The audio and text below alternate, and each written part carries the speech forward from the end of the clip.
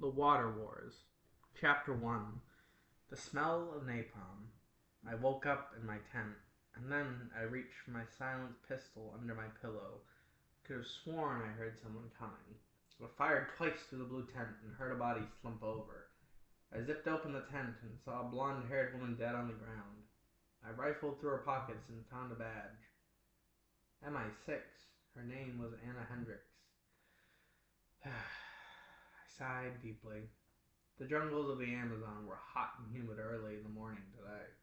I looked at my watch and it was 8:35 a.m. As I stepped back inside the tent, I picked up my radio and turned the radio on. This is Andy reporting in. The signal was static at first, then I hit the piece of crap a few times. How close are you to Manaus?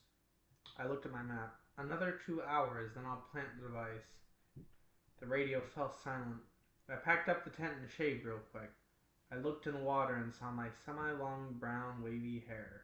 I was wearing khakis and a Bob Ross shirt. I had trimmed all my facial hair. That way I looked like a blue-eyed tourist and not an operative for Atmos. I looked down at my cell phone and saw the time was now 9 a.m. I walked over to my Jeep, opened the door, and stepped inside. Just then I got a text on my phone. Plant the device in the Amazonas Theater. Brazil will learn to respect us. It was from Nathan's. I lifted the blanket that was covering the device. A small-yield nuclear warhead. It was a dirty bomb that was inside a silver metal water bottle. The nuclear device was 5 megatons, enough to level a part of the city. Those were my orders, so I'd do it, as you didn't want to make Atmos or Nathan's angry. I got the Jeep moving onto the highway, and I was swerving in between plenty of cars. To them, it looked like I was camping. There were planes flying in the sky, and I lit up a blunt and opened the window. I turned the radio on, and Tame Impala came on. Borderline. I looked at my speed, and I was going exactly the speed limit. A while later, the city came up, and I took an exit. I parked the Jeep down the street from the theater and took the nuke in my backpack. I made sure to grab my English ID. On that, I was Stanley Robinson.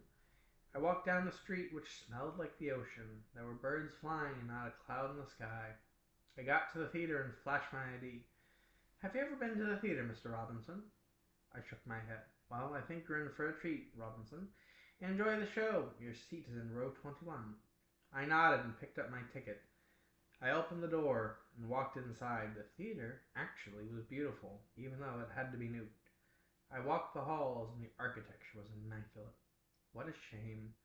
I followed the signs for the bathroom and locked the door behind me. I pried open an air vent and very carefully placed the canister nuke inside. Then put the vent back in place and unlocked the door to the bathroom. A man in a white button-up and black pants with graying black hair pushed past me to go to the bathroom. Excuse you. I just chuckled. No worries, my friend. He shot me a dirty look with his green eyes. I just picked up my pace and found the side entrance. I got a text as my phone buzzed in my pocket. Is the package in place? I sent back a thumbs up emoji as I walked back to the Jeep.